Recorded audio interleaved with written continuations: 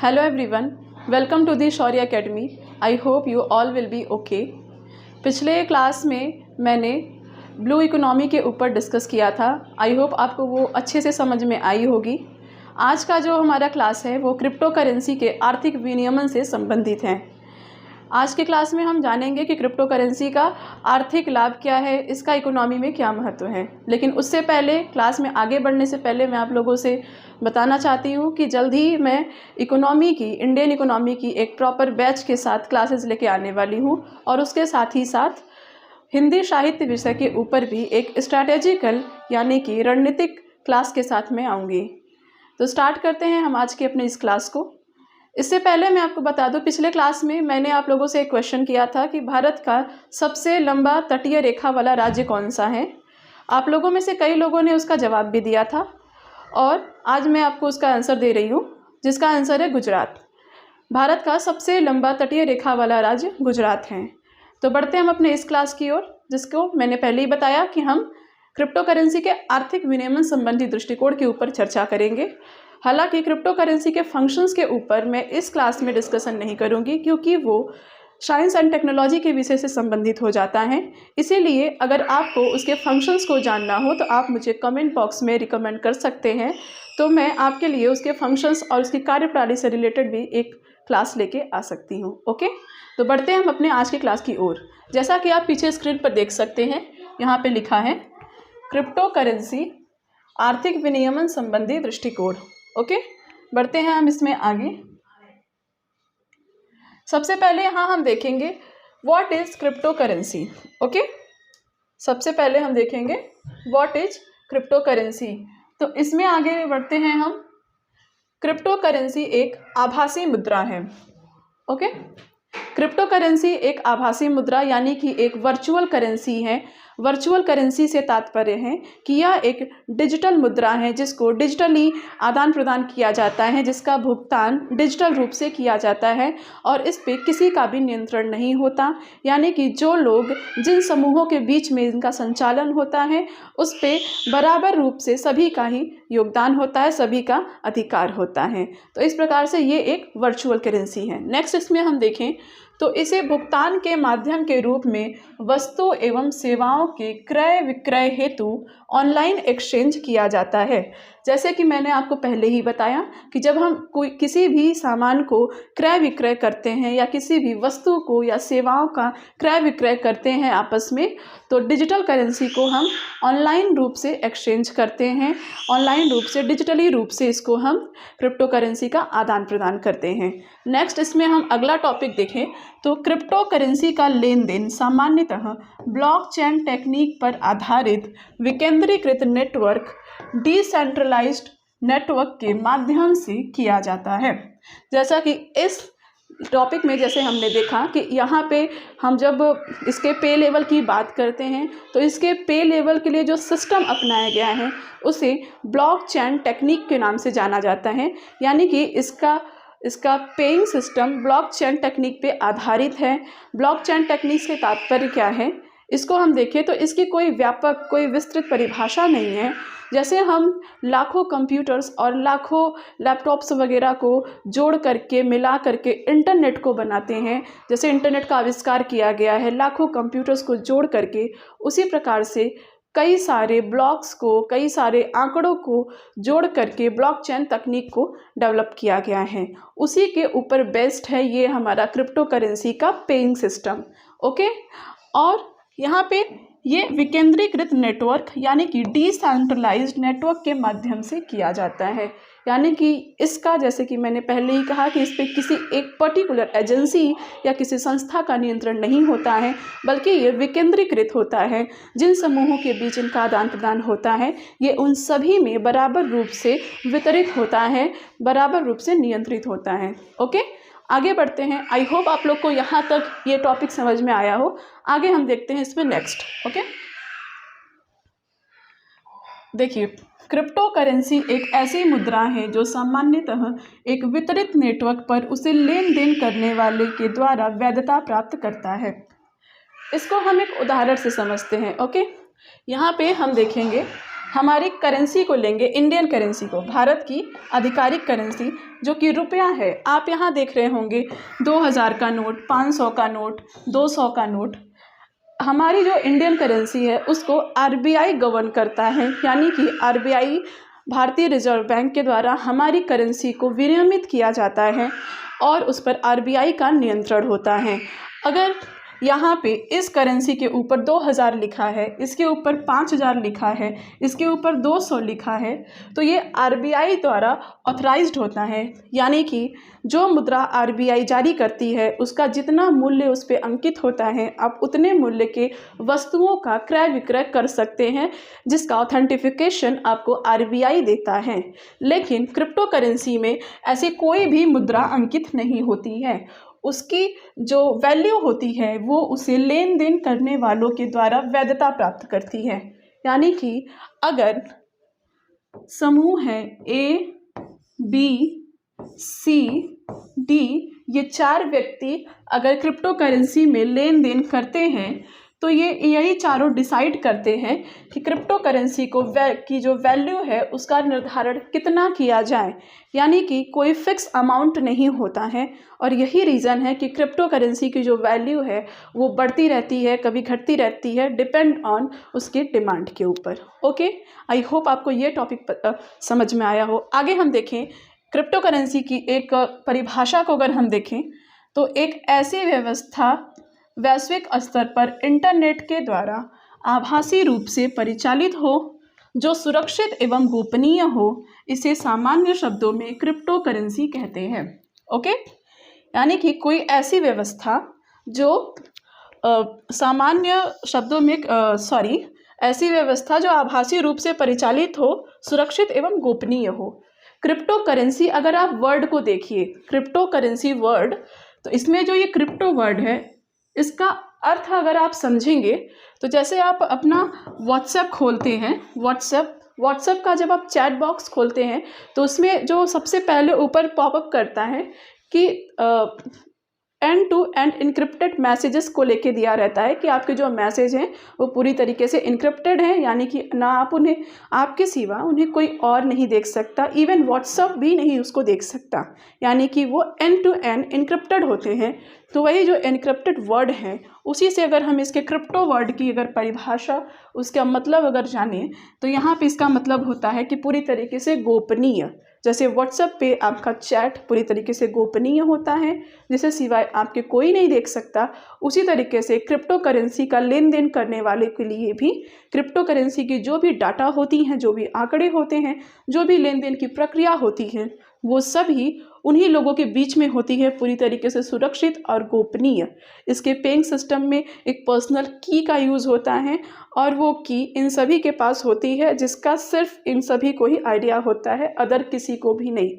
और चूँकि ये किसी के द्वारा गवर्न नहीं की जाती है, किसी पे इसका नियंत्रण नहीं होता है, इसीलिए ये पूरी तरीके से गोपनीय भी होता है। क्योंकि जैसे मैंने पहले ही कहा कि ये आभासी रूप से होता है, यानी कि डिजिटली रूप से होता है, तो उसे सामान्य शब्दों में क्रिप्टो करेंसी कहते हैं। एक बार फिर से इसकी परिभाषा को हम पढ़ते हैं। एक ऐसी व्यवस्था वैश्विक स्तर पर इंटरनेट के द्वारा आभासी रूप से परिचालित हो जो सुरक्षित एवं गोपनीय हो, तो इसे सामान्य शब्दों में क्रिप्टो करेंसी कहते हैं। आई होप आपको क्रिप्टो करेंसी की टर्मिनोलॉजी और क्रिप्टो करेंसी क्या है ये आपको समझ में आ गया होगा। नेक्स्ट हम इसके आगे बढ़ते हैं। ओके, यहाँ पे हम बात करेंगे क्रिप्टो करेंसी भुगतान की एक प्रणाली है।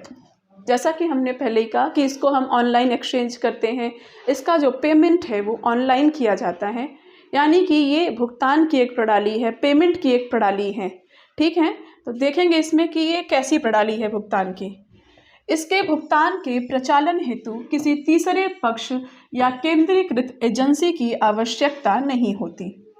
यहाँ तक लाइन आपको आई होप समझ में आ गई होगी। मैंने पहले कई बार बता दिया कि इस पे किसी का नियंत्रण नहीं होता है। अगर ए पर्सन बी पर्सन को क्रिप्टो करेंसी का आदान प्रदान करता है तो उसमें सिर्फ इन्हीं दोनों का रोल होगा, बीच में कोई अदर एजेंसी इसमें काम नहीं करेगी। ठीक है, बल्कि ये ब्लॉकचेन डाटा ट्रांसफ़र की तकनीक की एक ऐसी तकनीक है जो कि किसी एक केंद्रीकृत सर्वर से जुड़ी ना होकर विकेंद्रीकृत स्वरूप में इससे श्रृंखलाबद्ध सभी कंप्यूटर प्रणालियों या ब्लॉक से एक साथ क्रिप्टोग्राफी के जरिए जुड़ी होती है। इस प्रकार से इस प्रणाली को हैक करना तथा इसके डेटा में परिवर्तन करना लगभग असंभव माना जाता है।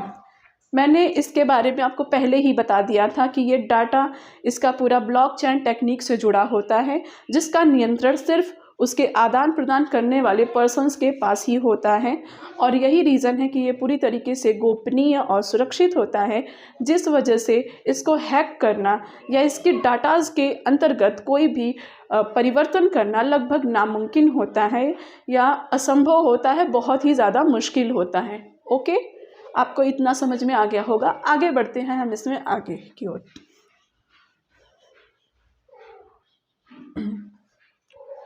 यहाँ पे देखिए कि दिख रहा होगा आप सबको, लिखा है यहाँ पे एवोल्यूशन ऑफ मनी।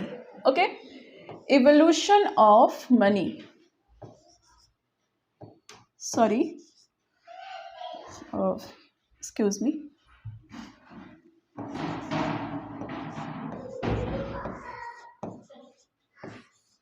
evolution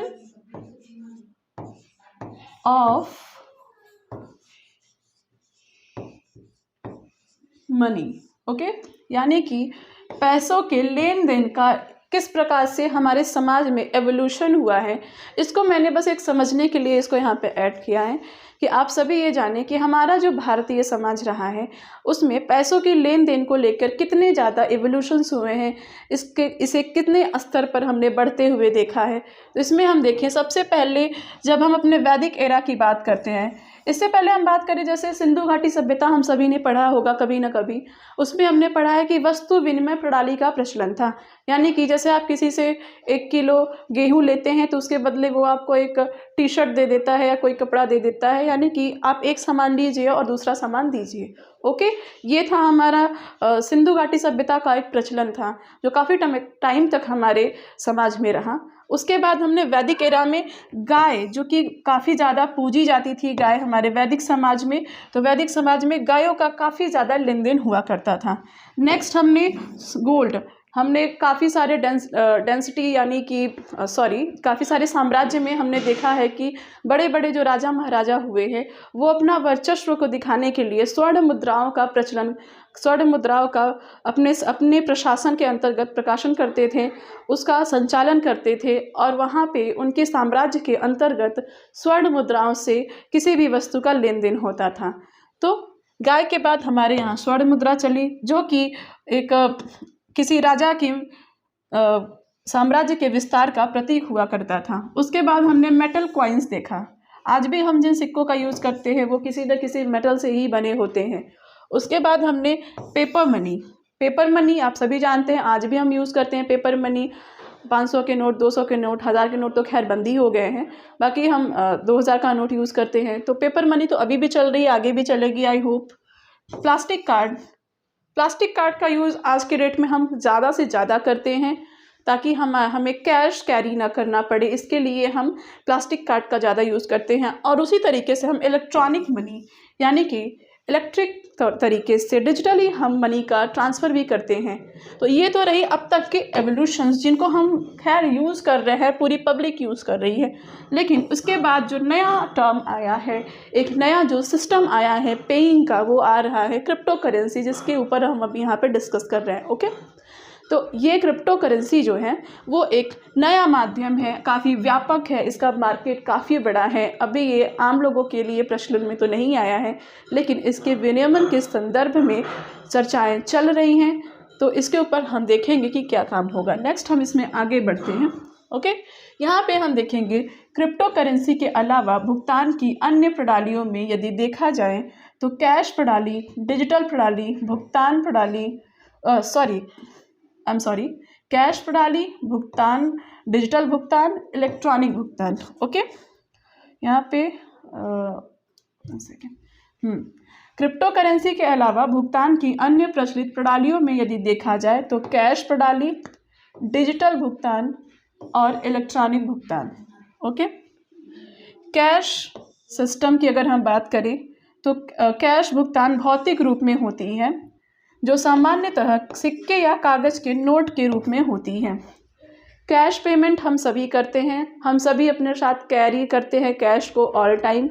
तो लेकिन कैश सिस्टम का जो सबसे बड़ा एक डिसएडवांटेज होता है वो ये होता है कि जब भी आप किसी को कैश देना होता है तो आपको और उस पर्सन को दोनों को सेम टाइम पे सेम प्लेस पे उपस्थित होना अनिवार्य हो जाता है। यानी कि जब भी आपको किसी को नोट देना है तो आपको उस पर्सन को अपने पास ही बुलाना पड़ेगा या आपको उसके पास जाना होगा।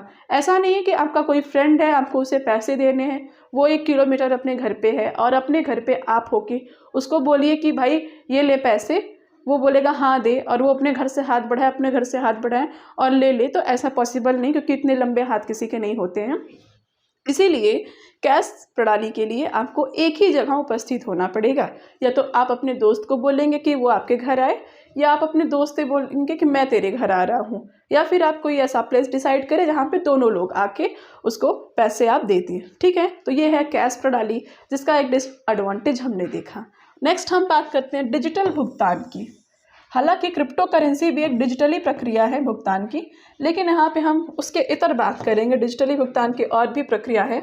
तो डिजिटल भुगतान के द्वारा किसी मौद्रिक मूल्य के कैश डाटा फाइल को इलेक्ट्रॉनिक माध्यम से ईमेल या सोशल मीडिया के माध्यम से अंतरित किया जाता है।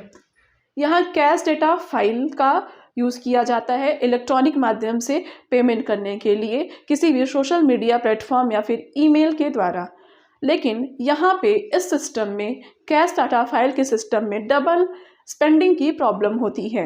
यानी कि double spending in the sense कि जब भी हम मान लीजिए हमने 10,000 का कैश डाटा फाइल रेडी किया है और हमने किसी सी पर्सन को उसको ट्रांसफ़र किया है, ठीक है, तो डाटा फाइल तो मेरे पास ऑलरेडी है, तो हम यहाँ क्या करेंगे कि हमने बी पर्सन को भी दे दिया, किसी डी पर्सन को भी दे दिया, तो एक ही अमाउंट का कैश डाटा फाइल हमने 3 जगह घुमा दिया।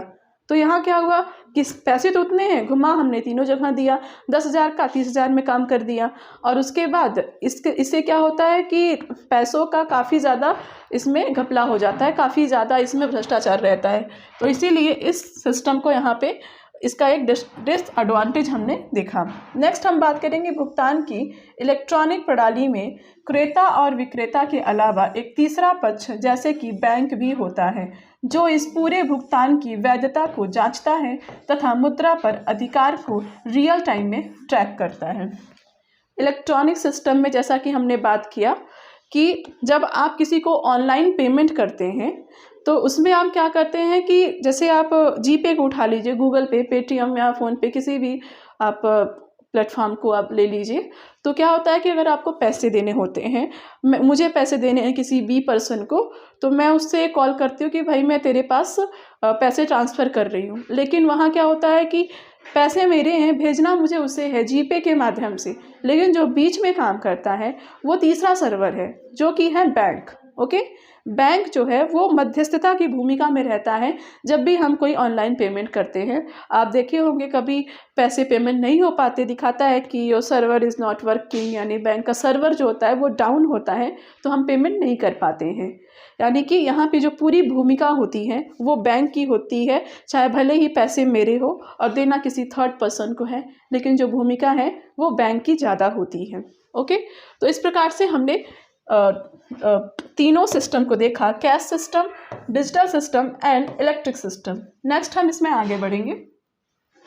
आई होप आपको यहाँ तक समझ में आ गया होगा। नेक्स्ट इसमें हम देखते हैं क्रिप्टो करेंसी का उपयोग करने के लिए संबंधित क्रिप्टो करेंसी के वॉलेट को डाउनलोड करना होता है, जो कि एक सॉफ्टवेयर होता है। यहाँ पे आप क्रिप्टो करेंसी से संबंधित जो ये संबंधित वर्ड है इसके ऊपर आप फोकस करिएगा। जैसा कि यहाँ पे लिखा है कि क्रिप्टो करेंसी का यूज़ कैसे किया जाता है, इसके ऊपर ये है कि जब भी आपको क्रिप्टो करेंसी का यूज़ करना होता है तो संबंधित क्रिप्टो करेंसी के वॉलेट को, यानी कि जिस क्रिप्टो करेंसी को आपको यूज़ करना होता है उसी के वॉलेट को, जो कि एक सॉफ्टवेयर के फॉर्म में होता है, उसे आपको डाउनलोड करना होता है। ओके, इस वॉलेट के ज़रिए आप क्रिप्टो करेंसी की प्राप्ति, संग्रहण या उसे भेजने की सुविधा प्राप्त करते हैं। यानी कि जिस क्रिप्टो करेंसी को आपको यूज़ करना होता है, जब आप उसके वॉलेट को डाउनलोड करते हैं, उसके सॉफ्टवेयर को डाउनलोड करते हैं, तो आप उससे किसी से भी उस क्रिप्टो करेंसी को ले सकते हैं, उसे भेज सकते हैं, या फिर उसे आप स्टोर करके अपने पास संग्रहित करके अपना एक सेविंग करके रख सकते हैं। ओके, नेक्स्ट हम, जैसा कि मैंने कहा कि संबंधित क्रिप्टो करेंसी, यहाँ पे मैं इस वर्ड को मैंने फोकस करने के लिए आपसे कहा, तो इसको आप देखेंगे क्यों। तो यहाँ पे हम बात करेंगे कि वर्तमान में विश्व बाजार में कई क्रिप्टो करेंसी चलन में हैं, जिनमें बिटकॉइन सबसे प्रमुख है। ओके, यानी कि बिटकॉइन का नाम तो हम सभी ने सुना है, लेकिन इससे इतर भी कई सारी क्रिप्टो करेंसी हैं जो वर्तमान में चल रही हैं। ओके, शायद ही हम सभी ने उनका नाम सुना हो, लेकिन आज मैं आपको बताने वाली हूँ कि बिटकॉइन से अलग भी और कौन कौन सी क्रिप्टो करेंसी हैं जो कि हमारे विश्व बाजार में चल रही हैं। ठीक है, इनमें हम देखेंगे बिटकॉइन तो है ही, जिसको 2008 में बनाया गया था सबसे पहले, और यही सबसे पहला क्रिप्टो करेंसी भी रहा है। इसके बाद है light coin, name coin, pair coin, prime coin, Ethereum, वजीर एक्स जो कि इंडिया में काफ़ी ज़्यादा चलता है, और वजीर एक्स का प्रचलन काफ़ी व्यापक तौर पे इंडिया में होता है। और साथ ही वजीर एक्स जैसी करेंसीज, यानी कि यहाँ पे अगर आपके पास इनमें से लाइट कॉइन, पियर कॉइन, प्राइम कॉइन, इथेरियम या वजीरेक्स, इनमें से किसी भी प्रकार की अगर क्रिप्टो करेंसी है और आप चाहते हैं, चूँकि बिटकॉइन काफ़ी ज़्यादा वैल्यूएबल है क्रिप्टो करेंसी में, वो सबसे पुराना और सबसे मेन वही है, उसकी वैल्यू इन सभी से कहीं ज़्यादा है। तो अगर आपको इनमें से आपके पास कोई भी है, तो आप क्या कर सकते हैं कि सपोज़ आपके पास 10 वजीर एक्स है। ओके, मार्केट में वैल्यू अगर हम देखें कि 10 वजीर एक्स पे आपको एक बिटकॉइन मिल जाएगा। ओके, 10 वजीर एक्स पे आपको एक बिटकॉइन मिल जाएगा।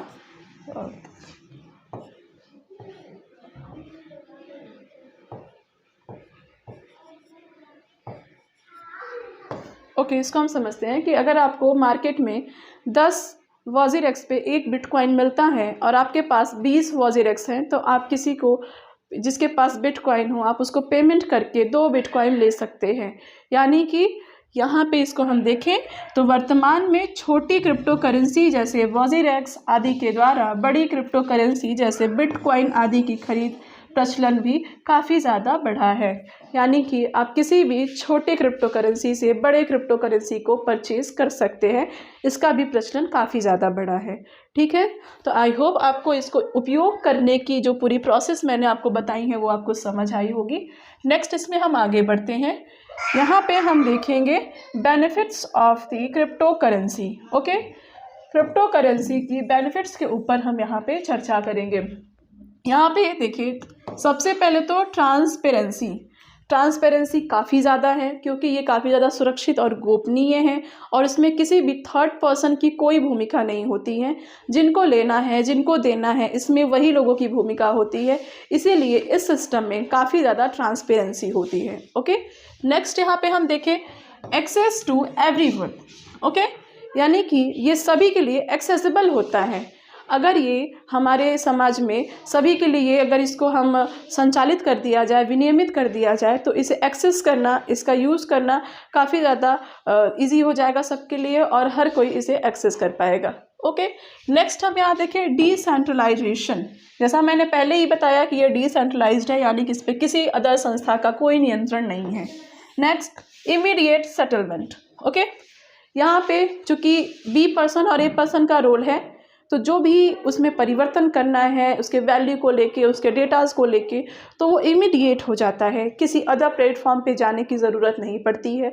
जो भी करना है उन्हीं दोनों को करना है, तो वो दोनों आसानी से उसमें कोई भी सेटलमेंट कर सकते हैं। ओके, नेक्स्ट हम यहाँ पे देखते हैं इसका दूसरा टॉपिक जो है वो है नो आइडेंटिटी रेवोल्यूशन।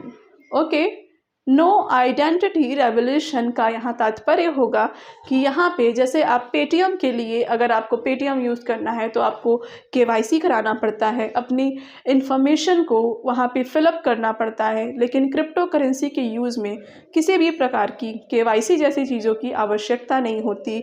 तो यहाँ पे किसी भी पर्टिकुलर पर्सन की आइडेंटिटी को रिवील करने जैसा कोई भी सिस्टम है ही नहीं। ओके, नेक्स्ट हम देखें रिकॉग्नाइज्ड एट ग्लोबल लेवल।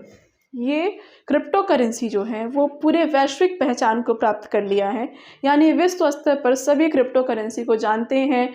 काफ़ी जगह पे इसका व्यापार चल रहा है, ट्रेडिंग चल रही है, तो इसे एक वैश्विक पहचान मिल गई है, जिससे लोगों के मन में इसको लेकर काफ़ी ट्रस्ट जैसी चीज़ें भी आ ही गई हैं, डेवलप हो गई हैं। तो यहाँ पे तो हमने एक संक्षिप्त रूप में इसके बेनिफिट को देखा। आगे हम बात करेंगे इसके लाभ को लेके थोड़ा डिटेल में। तो यहाँ हम पहला टॉपिक देखते हैं, इसका तीव्र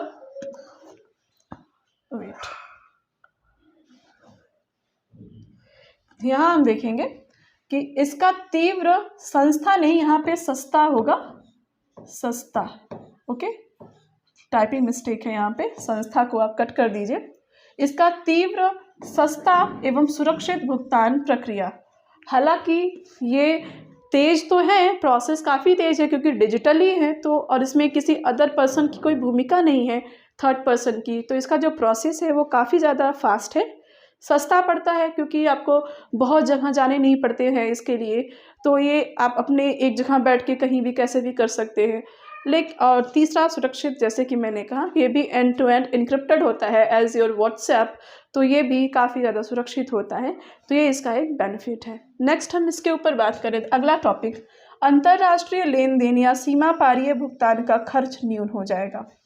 ओके, इस टॉपिक का जो तात्पर्य है वो ये है कि यदि इंटरनेशनल लेवल पर क्रिप्टो करेंसी का आदान प्रदान किया जाता है तो इससे क्या होगा कि जो सीमा पारीय खर्च आता है किसी भी अदर सिस्टम के तौर पे पेमेंट करने में, वो उसका जो खर्च है वो कुछ हद तक कम हो जाएगा, न्यून हो जाएगा। इसलिए ये देश के लिए भी और अंतर्राष्ट्रीय व्यापार के लिए भी काफ़ी ज़्यादा यूज़फुल है। नेक्स्ट इसके हम अदर टॉपिक पे बात करें तो इसके प्रचालन के लिए किसी तीसरे पक्ष का ना होना ग्राहकों के डिजी पहचान, केवाईसी आदि प्रक्रिया में लगने वाले खर्च एवं जटिलताओं को समाप्त करेगा। ओके, इसमें किसी बैंक की भूमिका नहीं होती जिसके लिए आपको अपना आधार कार्ड, पैन कार्ड ये सब लगाना पड़े, अपनी आइडेंटिटी को रिवील करना पड़े, तो इसीलिए इन सब जटिलताओं से आप बचते हैं और आपके जो ग्राहक हैं उनकी जो निजी पहचान है वो सुरक्षित रहती है। नेक्स्ट यहाँ पे हम अगला टॉपिक अगर हम देखें तो वर्तमान में प्रचलित भुगतान प्रणालियों में से अधिक सुरक्षित और पारदर्शी भुगतान प्रणाली है, यानी कि जैसे कि मैंने पहले आपको बताया, cash system, digital system, electric system, इन सभी से कहीं ज़्यादा ये सुरक्षित है और कहीं ज़्यादा ट्रस्टेबल है। यहाँ पे ऐसा ये माना जाता है। ट्रांसपेरेंसी इसमें ज़्यादा है क्योंकि इसमें किसी तीसरे पक्ष की कोई भूमिका नहीं है। नेक्स्ट इसके दूसरे टॉपिक पे बात करें तो वैश्विक स्तर पर ई कॉमर्स खरीदारी को बढ़ावा मिलेगा, यानी कि अगर क्रिप्टो करेंसी का प्रचलन बढ़ता है तो वैश्विक स्तर पर ई कॉमर्स यानी जो इसका कमर्शियल यूज़ है उसमें काफ़ी ज़्यादा विस्तार होगा, व्यापकता आएगी। नेक्स्ट इसका अगला टॉपिक हम देखें तो वैश्विक नियामक संस्था IMF, यानी जो हमारा IMF है, उसने अपने डिस्कशन नोट, ठीक है, इसका IMF आपने सभी लोगों ने IMF का नाम सुना होगा, उसका एक डिस्कशन नोट है जिसका नाम है virtual currencies and beyond initial consideration. Okay, virtual currencies and beyond initial consideration, ये इस नाम का इसका एक डिस्कशन नोट्स है जिसमें IMF ने क्रिप्टो करेंसी के कुछ फ़ायदे बताए हैं। देखिए हम IMF ने इसके क्या फ़ायदे बताए हैं। सीमा पारीय भुगतान में तेजी आएगी, हमने ऊपर पहले ही चर्चा कर लिया। नेक्स्ट IMF ने इसके फ़ायदे में बताया है कि वितरित खाता तकनीक द्वारा वित्तीय दक्षता बढ़ेगी जो सीमा पारीय भुगतान के समय तथा खर्च को कम करेगा। इन दोनों में भी सेम ही चीज़ें लगभग बताई हैं जिसको हमने पहले ही एड्रेस कर लिया है। आई होप आपको इसके जो लाभ हैं, जो फ़ायदे हैं, यहाँ तक आपको समझ आई होंगी। आगे बढ़ते हैं इसमें हम नेक्स्ट टॉपिक के ऊपर। तो यहाँ पे हमारा नेक्स्ट है क्रिप्टो करेंसी की चुनौतियाँ। ओके, यहाँ पे हम देखेंगे क्रिप्टो करेंसी के चुनौतियाँ, यानी कि इसके डिसएडवांटेज क्या क्या है, इसमें क्या क्या प्रॉब्लम्स हैं जो फेस करनी होती हैं किसी पर्सन को। नेक्स्ट इसमें अगर हम इसके पहले टॉपिक के ऊपर देखें तो इस प्रणाली में प्रभुत्व की कोई गारंटी नहीं, इसलिए यह कोई लीगल टेंडर नहीं है। इंडिया में भी अभी ये कोई लीगल टेंडर नहीं है, इंडिया में इसको भी वैधता पूरी तरीके से मिली नहीं है। तो ये जो टॉपिक है ये बताता है कि चूँकि इसके ऊपर किसी भी संस्था का, जैसे हमारे करेंसी के ऊपर आरबीआई गवर्न करता है, आरबीआई का नियंत्रण होता है, लेकिन इसके ऊपर किसी का भी कोई प्रभुत्व नहीं होता है, इसलिए ये एक लीगल टेंडर नहीं है। ओके, नेक्स्ट इसमें हम इसका दूसरा टॉपिक देखें। इसके फायदे या नुकसान के लिए कोई भी केंद्रीकृत एजेंसी जिम्मेदार नहीं है। चूँकि जब किसी का नियंत्रण नहीं है तो इसकी जिम्मेदारी भी कोई नहीं लेता है कि अगर आपने बिटकॉइन खरीदा है तो आने वाले फ्यूचर टाइम में उसका रेट गिरेगा या बढ़ेगा, ये आपकी अपनी पर्सनल जिम्मेदारी है, इसमें किसी को भी इससे कोई लेना देना नहीं है। आप इसके लिए किसी अदर पार्टी को, किसी अदर संस्था को ब्लेम नहीं कर सकते हैं। ओके, आगे हम इसका अगला टॉपिक देखें। इसका मूल्य अत्यंत परिवर्तनशील है। जैसे दिसंबर 2017 में बिटकॉइन का मूल्य $20,000 था, वहीं नवंबर 2018 में घटकर मात्र $38 हो गया, और अभी यानी कि मार्च 2021 के डेटा की अगर हम बात करें तो बिटकॉइन का मूल्य $58,713 के आसपास था। आप देख सकते हैं कि कितना बड़ा डिफरेंस है इसके मूल्य में। बिटकॉइन की जो उसका जो वैल्यू है उसके बढ़ने घटने में कितना ज़्यादा डिफरेंसेस हैं, आप इसको देख सकते हैं कि जहां 2017 में इसका मूल्य था $20,000, वहीं 2018 में मात्र $38। आप डिफरेंस देख सकते हैं कि कितना लॉस हुआ होगा जिनके पास बिटकॉइन होगा, जिन्होंने 2017 में परचेज़ किया होगा, उन्हें 2018 में कितना लॉस हुआ होगा। लेकिन वहीं मार्च 2021 में इसका मूल्य $58,713 था। तो आप देख सकते हैं कि सीधे $38 से $58,713 हो गया। तो इस हिसाब से ये अत्यंत परिवर्तनशील है, जिसमें लॉस की भी काफ़ी ज़्यादा चांसेस हैं, तो ये भी इसकी एक चुनौती है। नेक्स्ट हम बात करें, यदि कोई कंप्यूटर क्रिप्टो करेंसी के प्राइवेट पासवर्ड भूल जाता है, यदि कोई उपयोगकर्ता क्रिप्टो करेंसी के प्राइवेट पासवर्ड भूल जाता है या खो देता है तो वह अपने क्रिप्टो करेंसी से हाथ धो सकता है। अन्य बैंकिंग डिजिटल भुगतान प्रणाली की तरह इसमें पासवर्ड रीसेट नहीं होता है। ओके, जैसे कि आपने क्रिप्टो करेंसी परचेज़ किया है, किसी से आपने कोई सामान परचेज़ किया और आपने पेइंग सिस्टम क्रिप्टो करेंसी के डिजिटली रूप में किया है, आपके पास बिटकॉइन है, और सपोज़ कि आप अपना पासवर्ड, जैसे कि OTP होता है, वन टाइम पासवर्ड, उसी प्रकार से इसका भी एक पर्सनल की होता है। जो इसको यूज़ करते हैं उन्हें एक पर्सनल की मिलता है अपने बिटकॉइन को यूज़ करने का। लेकिन बाई चांस अगर वो अपना पर्सनल की खो दे या उसे भूल जाए तो क्या होगा कि वो अपनी पूरी बिटकॉइन, पूरी क्रिप्टो करेंसी से हाथ धो बैठेगा, उसे कुछ नहीं मिलेगा, क्योंकि अदर किसी प्रणाली की तरह इसमें पासवर्ड रीसेट नहीं होता है। आप जीपे पे भूल गए, आप पासवर्ड रीसेट कर लीजिए, आप पेटीएम पे भूल गए, आप पासवर्ड रीसेट कर लीजिए, लेकिन आप यहाँ पे पासवर्ड रीसेट नहीं कर सकते, जो कि इसकी सबसे बड़ी चुनौती है कि अपनी पूरी सेविंग कोई पासवर्ड भूलने से ही खो दे। ओके, तो ये रही, यहाँ तक हमने चुनौतियों की बात की। आगे इसके अगले मतलब कि चुनौतियों के टॉपिक में ही अगले अगर हम पॉइंट को देखें तो इन सब के अलावा यहाँ कुछ सजेशंस दी गई हैं। क्रिप्टो करेंसी को लेकर सबसे बड़ी चिंता इसके अवैध व्यापार, आपराधिक गतिविधियों और मनी लॉन्ड्रिंग जैसी समस्याओं को और आसान बनाना है। ओके, आप सभी जानते हैं कि आज के पूरे विश्व में जो सबसे बड़ी समस्या है वो है टेररिज्म की, आतंकवाद की। और चूँकि क्रिप्टो करेंसी, जैसा कि मैंने पहले ही कहा, काफ़ी ज़्यादा गोपनीय है, काफ़ी ज़्यादा इनक्रिप्टेड है, तो इससे क्या होता है कि इसके अवैध व्यापार की, इलीगल वेपन्स की खरीद फरोख्त की जो चांसेस हैं वो काफ़ी ज़्यादा बढ़ जाती हैं। और जितने भी लोगों के पास ब्लैक मनी है वो आसानी से अपनी ब्लैक मनी को बिटकॉइन या किसी भी प्रकार की क्रिप्टो करेंसी परचेस करके उसे वाइट मनी में कन्वर्ट कर सकते हैं। तो ये एक बहुत बड़ी समस्या है हमारे इस विश्व के लिए। ओके, नेक्स्ट इसकी चुनौती में अगर हम बात करें, इसके भुगतान का कोई दस्तावेजीकरण नहीं होता, जिससे टैक्स का बचाव तथा देश की प्रचलित मुद्रा एवं अर्थव्यवस्था पर प्रतिकूल प्रभाव पड़ता है। ओके, चूँकि ये डिजिटली रूप से दो पर्सन के बीच में होता है, इसीलिए इसका कोई भी डेटा नहीं होता, आई मीन कि इसका कोई दस्तावेज नहीं होता है, कोई लिखित दस्तावेज इसका नहीं होता है कि हाँ मैंने सी पर्सन को या बी पर्सन को इतना पेमेंट किया है क्रिप्टो करेंसी, बिटकॉइन या फिर किसी भी इथेरियम वगैरह का। तो इससे क्या होता है कि टैक्स पे नहीं करना पड़ता, क्योंकि हमारे पास कोई दस्तावेज नहीं है तो हम टैक्स पे नहीं करते हैं। इससे जो हमारा आर्थिक माहौल है, देश का जो आर्थिक स्थिरता है वो डगमगाती है, वो गड़बड़ हो जाती है। ओके, तो ये भी इसकी एक बड़ी चुनौती के रूप में ही देखा गया है। नेक्स्ट हम देखते हैं अगला पॉइंट, इसकी व्यापक प्रचलन से देश की वित्तीय स्थिरता खतरे में आ सकती है, जैसा कि मैंने ऊपर डिस्कस किया। अगला पॉइंट देखें, क्रिप्टो करेंसी की माइनिंग एक अत्यंत जटिल प्रक्रिया एवं ऊर्जा गहन प्रक्रिया है। इससे देश की ऊर्जा सुरक्षा पर प्रतिकूल प्रभाव पड़ सकता है। क्रिप्टो करेंसी को माइन किया जाता है, जैसे कि कोयला होता है, कोयले को कोयले की खदान से माइन करते हैं, खनन करते हैं, निकालते हैं। हालांकि इसको किसी ज़मीन से नहीं निकालते हैं, इसे इलेक्ट्रॉनिक रूप में माइन करते हैं। ओके, इसका जो वॉलेट होता है, डिजिटली जो इसका फंक्शंस होता है, काफ़ी ज़्यादा जटिल है। अगर आप बोलेंगे तो मैं इसके ऊपर एक वीडियो दूंगी आपको, इसके फंक्शंस के ऊपर, काफ़ी ज़्यादा जटिल है। तो उससे जो इसकी जो माइनिंग होती है वो काफ़ी ऊर्जा गहन प्रक्रिया है, उसमें काफ़ी ज़्यादा ऊर्जा एनर्जी लगती है, जिससे ऊर्जा हानि जैसी समस्या भी यहाँ पे आती है। ओके, नेक्स्ट हम बात करेंगे इसके अगले टॉपिक के ऊपर।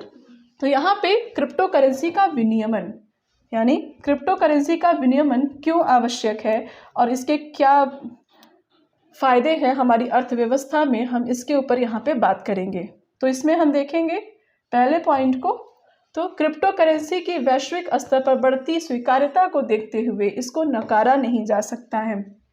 यहाँ पे एक बात कही गई है इंडिया के लिए या फिर ऐसे कंट्री जिन्होंने अभी तक क्रिप्टो करेंसी को मान्यता नहीं दी है अपने अर्थव्यवस्था के अंतर्गत। जैसे इंडिया में अभी क्रिप्टो करेंसी एक लीगल टेंडर नहीं है, इसे वैधता नहीं मिली है, और इसका जो विनियमन का प्रक्रिया है वो भी अभी विचार विमर्श में ही है। लोकसभा में इसको लेकर विधेयक भी दिया गया है, जिसके ऊपर हम आगे इसी क्लास के अंतर्गत डिस्कस करेंगे। तो इसीलिए यहाँ पे लिखा गया है कि अगर क्रिप्टो करेंसी इतनी बड़ी अर्थव्यवस्था के रूप में आज उभर के आया है, हालांकि इसका मार्केट काफ़ी बड़ा है विश्व स्तर पर, तो अगर इसकी हम वैश्विक स्वीकार्यता को देखें, इसके ग्लोबल इसके जो पूरी विस्तार है, इनको अगर हम देखें, तो भारत जैसे किसी भी देश के लिए इसको नकारना इतना इजी नहीं है कि इसको नकार के अपने लक्ष्यों की प्राप्ति कर ली जाए। नेक्स्ट, वैश्विक अर्थव्यवस्था के साथ चलने हेतु भारत के लिए क्रिप्टो करेंसी को अपनाना अनिवार्य हो जाता है, इसको मैंने ऊपर डिस्कस किया। नेक्स्ट हम देखें, हालांकि इसमें गंभीर चुनौतियों के बावजूद यदि इसके विनियमन द्वारा अधिकृत केंद्रीय एजेंसी को इसके प्रचालन का जिम्मा दे दिया जाए तो इससे जुड़ी समस्याओं का निदान किया जा सकता है। यहाँ पे एक सजेशन दिया गया है कि हालांकि जैसे हमने बात किया, इसके काफ़ी सारे डिसएडवांटेज हैं, काफ़ी सारे इसकी चुनौतियाँ हैं, इसमें लिमिट्स हैं, लेकिन बावजूद उसके अगर इसका विनियमन, इसका नियामन अगर सही ढंग से हो, संचालन अगर सही ढंग से हो, किसी अच्छे, जैसे आरबीआई है, एक ट्रस्टेड एक प्लेटफॉर्म है, एक बहुत बड़ी एजेंसी है, काफ़ी ज़्यादा ट्रस्टेड है, ऐसे ही किसी एजेंसी को अगर इसका प्रचालन का जिम्मा दे दिया जाए तो शायद हो सकता है कि इसकी जो चुनौतियां हैं उन्हें काफ़ी हद तक कम किया जा सकता है, जिससे इसका जो रेगुलेशन है वो इजी हो सकता है। नेक्स्ट हम इसके दूसरे टॉपिक यानी कि दूसरे पॉइंट के ऊपर अगर हम बात करें, तो भारत में क्रिप्टो करेंसी ना ही एक लीगल टेंडर है, मैंने पहले ही आप लोगों को बताया, एवं साथ ही इसके भुगतान की वैधता को लेकर भी विनियमन की प्रक्रिया विमर्श में है। मैंने पहले ही बताया कि अभी ये लोकसभा में चर्चा की विषय बन के रह गई है, हमारे देश में इस पर काफ़ी विमर्श हो रहा है, विचार विमर्श। नेक्स्ट, आरबीआई ने इसके परिचालन पर चिंता जताते हुए वर्ष 2018 में बैंकों और वित्तीय संस्थान को क्रिप्टो करेंसी के लेन देन को लेकर प्रतिबंधित कर दिया था। जैसे कि मैंने पहले ही बताया कि हमारे देश में ये लीगल टेंडर नहीं है, और अगर इसका विनियमन व्यापक स्तर पर होने लगे तो हमारी जो आर्थिक स्थिरता है वो खतरे में आ सकती है। इसी के एवज में आरबीआई ने क्या किया कि जितनी भी बैंकिंग और वित्तीय संस्थान हैं हमारे देश की, उनके लिए क्रिप्टो करेंसी का निजी लेन देन प्रतिबंधित कर दिया। ओके, तो इसी के बाद जो internet and mobile association of India है, यानी internet of mobile association of India ने आरबीआई के विनियमन के खिलाफ सर्वोच्च न्यायालय में रीट याचिका दायर की, जिसका निर्णय 2022 में आया और सुप्रीम कोर्ट ने क्रिप्टो करेंसी पर लगने वाले प्रतिबंध को असंवैधानिक घोषित कर दिया। अगर इस टॉपिक को अगर हम समझते हैं तो यहाँ पे हम देखेंगे कि जब आरबीआई ने प्रतिबंधित कर दिया निजी वित्तीय संस्थानों को और बैंकों को, तो इस पर internet and mobile association of India ने आरबीआई के विनियमन यानी उसके जो प्रतिबंध है उसके खिलाफ सुप्रीम कोर्ट में एक रीट याचिका फाइल कर दी, जिस पर वर्ष 2020 में सुप्रीम कोर्ट का निर्णय आया और जिसमें सुप्रीम कोर्ट ने आरबीआई के प्रतिबंध को असंवैधानिक घोषित कर दिया। यानी कि सुप्रीम कोर्ट के निर्णय के अनुसार आरबीआई ने जो प्रतिबंध लगाया है बैंकों और वित्तीय संस्थानों पे, वो असंवैधानिक है, अनकॉन्स्टिट्यूशनल है। ओके, देखते हैं आगे क्या हुआ। आगे हम देखेंगे निष्कर्ष के तौर पे अगर हम इसमें आगे बात करें तो लोकसभा में क्रिप्टो करेंसी और आधिकारिक डिजिटल मुद्रा का विनियमन विधेयक 2021, हमने पहले ही कहा कि लोकसभा में इसका एक विधेयक पारित हुआ है जिसका नाम है क्रिप्टो करेंसी और आधिकारिक डिजिटल मुद्रा का विनियमन विधेयक। ओके, क्रिप्टो करेंसी और आधिकारिक डिजिटल मुद्रा का विनियमन विधेयक 2021। ओके, तो ये प्रस्ताव लोकसभा में पारित है। इस विधेयक का उद्देश्य है कि आरबीआई आधिकारिक डिजिटल मुद्रा जारी करने के लिए एक सुविधाजनक ढांचा तैयार करे। ओके, और यह विधेयक भारत में निजी क्रिप्टो करेंसी को प्रतिबंधित करने का प्रयास करता है।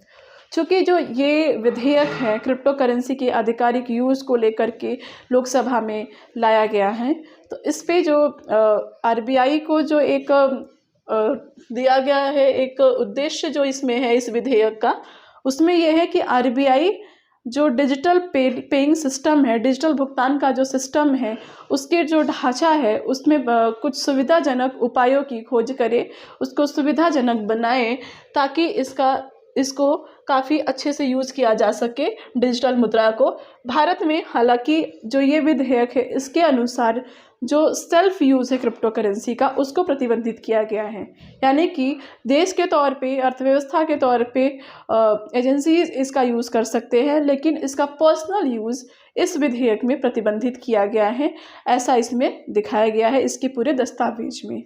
आगे हम देखेंगे कि इसके परिचालन पर प्रतिबंध की बजाय उचित विनियमन नीति लाई जानी आवश्यक है। भारत में बड़े स्तर पर लोग क्रिप्टो करेंसी में निवेश कर रहे हैं, यानी कि यहाँ पे सजेशन दिया गया है एक निष्कर्ष के तौर पर, कंक्लूजन के रूप में अगर हम देखें तो जैसा कि विधेयक में निजी यूज़ जैसी चीज़ों को प्रतिबंधित किया गया है, सिर्फ एजेंसीज़ के यूज़ के लिए यानी वैश्विक और नेशनल इंटरनेशनल यूज के लिए इसमें आरबीआई को एक जिम्मेदारी सौंपी गई है कि वो उसके लिए एक सुविधाजनक ढांचा तैयार करे। लेकिन भारत की अर्थव्यवस्था जो कि एक ग्रोइंग इकोनॉमी है, बढ़ रही है, लगातार विकास कर रही है, विकसित होने की कगार पे है, विकासशील देश जो कि अपनी अर्थव्यवस्था को बढ़ाता है, एक लक्ष्य लेके चलता है, उसके लिए इसको इतनी बड़ी अर्थव्यवस्था जो कि क्रिप्टो करेंसी के रूप में मौजूद है इसको इग्नोर करना इतना भी इजी नहीं है। इसीलिए इंडिया को भी ये चाहिए कि इसके विनियमन पर प्रतिबंध लगाने से कहीं ज़्यादा अच्छा है कि इसका विनियमन आसान कर दे और इसका विनियमन सुरक्षित और ट्रस्टेबल कर दे। नेक्स्ट हम बात करें, भारत में बड़े स्तर पर लोग क्रिप्टो करेंसी में निवेश कर रहे हैं। ओके, यहाँ पे हम देखेंगे एक अनुमान के अनुसार क्रिप्टो करेंसी का वर्तमान बाजार 1.7 ट्रिलियन अमेरिकन डॉलर है। आप यहाँ देख सकते हैं कि कितनी बड़ी अर्थव्यवस्था सामने है क्रिप्टो करेंसी के रूप में। 1.7 ट्रिलियन डॉलर जो कि भारत की जो जीडीपी है उससे बहुत ज़्यादा कम नहीं है, आधे से ज़्यादा ही है। ओके, तो इतनी बड़ी अर्थव्यवस्था को भारत कैसे नकार सकता है? यहाँ पे यही सबसे बड़ी चुनौती है कि इंडिया में चूँकि इसको एक लीगल टेंडर भी नहीं माना गया है, इसकी वैधता की भी बातें अभी विमर्श में हैं, बावजूद इसके भी भारत में लगभग 1 लाख लोग इसमें 1 लाख नहीं, और भी ज़्यादा लोगों ने इसमें निवेश किया है। करोड़ों की संख्या में लगभग 1 करोड़ से ज़्यादा लोगों ने इसमें निवेश किया है क्रिप्टो करेंसी में। सोचिए अगर ये लीगल होता तो इसमें कितना ज़्यादा इन्वेस्टमेंट हुआ होता। भारतीय अर्थव्यवस्था को 5 ट्रिलियन तक पहुंचाने के लिए क्रिप्टो करेंसी जैसी बड़ी समानांतर अर्थव्यवस्था को अनदेखा करना उचित नहीं है। यहाँ पे एक सजेशन ही है यहाँ पे कि भारत जो कि एक टारगेट लेके चल रहा है, एक लक्ष्य लेके चल रहा है कि जल्दी से जल्दी भारत की जो अर्थव्यवस्था है, जो इकोनॉमी है, उसे 5 ट्रिलियन डॉलर तक पहुंचाया जाए। तो अगर आपने ये लक्ष्य रखा है कि आप अपनी इकोनॉमी को 5 ट्रिलियन डॉलर बनाना चाहते हैं, ऐसे में आप 1.7 ट्रिलियन डॉलर जैसी एक बड़ी समानांतर अर्थव्यवस्था को इग्नोर करते हैं, तो कहीं ना कहीं ये आपको आपके लक्ष्य में पहुंचने में बहुत ही ज़्यादा बाधक बन सकती है। क्योंकि जैसे जैसे विश्व में क्रिप्टो करेंसी का यूज बढ़ेगा, वैसे आपका जो लक्ष्य है वो खतरे में आता जाएगा। इसीलिए आवश्यक है कि यदि भारत अपने 5 ट्रिलियन के लक्ष्य को पूरा करना चाहता है तो वो क्रिप्टो करेंसी के 1.7 ट्रिलियन डॉलर जैसी बड़ी समानांतर अर्थव्यवस्था को अनदेखा ना करे। नेक्स्ट आगे हम बात करें तो लगभग 1 करोड़ भारतीय, जैसे मैंने पहले ही बताया कि करोड़ों भारतीयों ने इसमें इन्वेस्ट किया है और लगभग 10,000 करोड़ भारतीय संपत्ति इसमें शामिल है। ओके, 1 करोड़ भारतीयों ने इसमें इन्वेस्टमेंट किया है और 10,000 करोड़ से ज़्यादा की संपत्ति इंडियन प्रॉपर्टी क्रिप्टो करेंसी में इन्वेस्ट की जा चुकी है। तो आप अंदाज़ा लगा सकते हैं कि एक लीगल टेंडर ना होने के बावजूद अगर इंडियंस इतना ज़्यादा इसको लेके ट्रेड कर रहे हैं, इतना ज़्यादा इसको पसंद कर रहे हैं, तो अगर ये लीगल होता तो कितना ज़्यादा इसका व्यापक तौर पे यूज़ किया जा चुका होता। ओके, नेक्स्ट इसमें हम आगे देखें, यदि क्रिप्टो करेंसी के विनियमन के लिए भारतीय रिजर्व बैंक जैसी केंद्रीय वित्तीय संस्थान द्वारा इसका परिचालन किया जाए तो शायद निवेशकों का इस पर भरोसा और इसकी सुरक्षा भी बढ़ जाएगी। यहाँ पे सजेशन दिया गया है भारतीय सरकार को या फिर जितने भी गवर्निंग बॉडीज़ हैं उनको एक सजेशन है कि यदि आरबीआई जैसा कोई संस्था हो जो कि ट्रस्टेड हो, अगर ऐसी कोई संस्था क्रिप्टो करेंसी के विनियमन पर नियंत्रण रखे, उसकी जिम्मेदारी ले, तो हो सकता है कि जिन लोगों को अभी भरोसा ना हो कि कहीं ये ट्रस्टेबल है कि नहीं है, इसमें कोई मतलब सब्सिडीज़ है कि नहीं है, कि अगर हमें नुकसान हो गया तो क्या होगा, फ़ायदे हो गए तो क्या होगा, कौन हमें सुरक्षा देगा, कौन हमें एक तरीके का बीमा जैसी सुविधाएं जो होती हैं वो इसमें कौन देगा हमें। तो यहाँ के पे आवश्यक है कि इंडिया जैसे देश में जहाँ पे लोग ट्रस्ट के बेस पे ही कोई काम करते हैं, तो एक ट्रस्टेड नियामक संस्था का इसके लिए विनियमन के लिए होना आवश्यक हो जाता है, जिससे लोगों का इस पर भरोसा भी बढ़ेगा और इसका निवेश भी बढ़ेगा। ओके, वर्तमान विश्व में सभी सरकारी क्रिप्टो करेंसी सभी सरकार, यहाँ सरकारी है, यहाँ पे सरकार रहेगा। ओके, सरकारी वर्ड को आप कट कर दीजिए। वर्तमान विश्व में सभी सरकार क्रिप्टो करेंसी के माध्यम से आतंक के वित्त पोषण को लेकर चिंतित है। मैंने पहले ही बताया कि टेररिज्म हमारे पूरे वैश्विक खतरा के रूप में सामने है, एक वैश्विक मुद्दा बन चुका है आतंकवाद, और उसमें इसकी जो गोपनीयता है, क्रिप्टो करेंसी की जो एक इनक्रिप्टेड मॉडल है, वो काफ़ी ज़्यादा इसकी सबसे बड़ी चुनौती है आतंकवाद को बढ़ावा देने में। ठीक है, तो यहाँ पे भी एक सजेशन दिया गया है कि किसी भी संदिग्ध लेन देन का पता लगाने के लिए निवेशकों के स्थान और पहचान को सत्यापित करने के लिए इसमें केवाईसी जैसी चीज़ों को अनिवार्य किया जा सकता है एवं इनके उल्लंघन के लिए कठोर दंड का प्रावधान किया जा सकता है। ओके, तो यहाँ पे सजेशन दिया गया है कि आतंकवाद जैसी चीज़ों को, इलीगल वेपन्स की ट्रेडिंग, खरीद फरोख्त जैसी चीज़ों को रोकने के लिए, और जब भी हम कोई संदिग्ध लेन देन देखें क्रिप्टो करेंसीज़ को लेके, तो यहाँ पे एक ऐसा नियम कानून हो, केवाईसी जैसी सुविधा हो, ताकि ऐसी चीज़ों को एड्रेस किया जा सके, पता लगाया जा सके कि किस व्यक्ति ने ऐसा संदिग्ध लेन देन किया है, ताकि उसे उचित तौर पर दंडित किया जा सके। इसके लिए एक कठोर कानून बनाने की आवश्यकता है। और ये सारी जो मॉडल्स हैं वो इसलिए आवश्यक है क्योंकि क्रिप्टो करेंसी एक बहुत बड़ी एक पैरेलल इकोनॉमी है जिसको अनदेखा करना उचित नहीं है। इसका यूज़ काफ़ी ज़्यादा आवश्यक हो जाता है किसी भी ग्रोइंग इकोनॉमिक कंट्री के लिए। तो इसके लिए आवश्यक है कि आप सही रणनीति बनाएं, ना कि इससे आप पीछा छुड़ाएं। ठीक है, आगे देखें। आगे आ जाता है हमारा प्रश्न को हम बाद में देखेंगे। हमने पूरे क्रिप्टो करेंसी के आर्थिक विनियमन संबंधी दृष्टिकोण के ऊपर चर्चा किया है। हमने पूरा देखा इसमें क्या डिसएडवांटेज है, क्या एडवांटेज है। तो आई होप आप लोगों को ये पूरा क्लास समझ में आया होगा। एक बार हम इसको रिकैप कर लेते हैं। ओके, स्टार्टिंग से देखते हैं कि हमने क्या क्या देखा। वेट अ सेकेंड, हम स्टार्टिंग से देखते हैं कि हमने क्या देखा। ओके,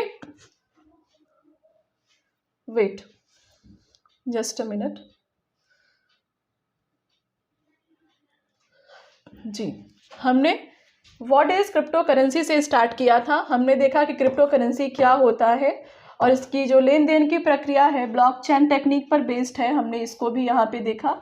नेक्स्ट हमने देखा इसका एग्जाम्पल, इंडियन करेंसी के बेस्ड इसका एग्जाम्पल हमने यहाँ पे देखा। फिर हमने इसके एक व्यापक डेफिनेशन को देखा। इसके बाद हमने इसके पेइंग सिस्टम को देखा, इसके भुगतान की क्या प्रणाली है, ब्लॉकचेन डाटा ट्रांसफ़र की तकनीक के ऊपर ये काम करता है। फिर हमने एवोल्यूशन ऑफ मनी को देखा कि हमारे समाज में मनी का किस प्रकार से एवोल्यूशन रहा है।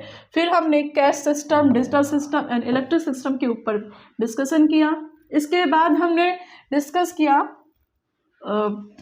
इसके यूज़ को लेकर के, क्रिप्टो करेंसी का यूज़ कैसे होता है। इसके बाद हमने यहाँ डिस्कस किया क्रिप्टो करेंसी के बेनिफिट्स को। यहाँ हमने संक्षिप्त रूप में पॉइंट वाइज देखा और यहाँ हमने उसके डिटेल्स को देखा, इसके लाभ को। उसके बाद हमने इसकी चुनौतियों को एड्रेस किया है। इसकी चुनौतियों के कई सारे पॉइंट्स हमने यहाँ पे देखे, क्या इसके डिसएडवांटेज हैं। उसके बाद इसी में हमने आगे जो देखा, इसमें हमने इसके विनियमन को देखा कि एक विकासशील देश और एक ग्रोइंग इकोनॉमिक कंट्री में इसका विनियमन कितना आवश्यक है। हमने इसके ऊपर पूरा डिस्कशन किया। ओके, तो ये हमारा पूरा सेशन रहा जिसमें हमने इसके कंक्लूजन के ऊपर भी डिस्कशन किया। नेक्स्ट यहाँ पे आता है हमारा क्वेश्चन। अब इस क्वेश्चन को देखिए, क्रिप्टो करेंसी क्या है। एक बड़ी समानांतर अर्थव्यवस्था के अनुरूप इसके लाभ और चुनौतियों का उल्लेख करें। साथ ही यह भी बताएं कि क्रिप्टो करेंसी के वैध परिचालन हेतु क्या कदम उठाए जा सकते हैं और भारतीय अर्थव्यवस्था को यह किस हद तक प्रभावित कर सकता है। ये रहा हमारा पूरा क्वेश्चन। अगर आप लोगों ने इस पूरे सेशन को अच्छे से देखा और समझा है तो ये क्वेश्चन करना आप लोगों के लिए कोई बड़ी बात नहीं होगी, आप इसे आसानी से कर ले जाएंगे। आई होप आपको पूरी क्लास समझ में आई होगी। Thank you so much for watching.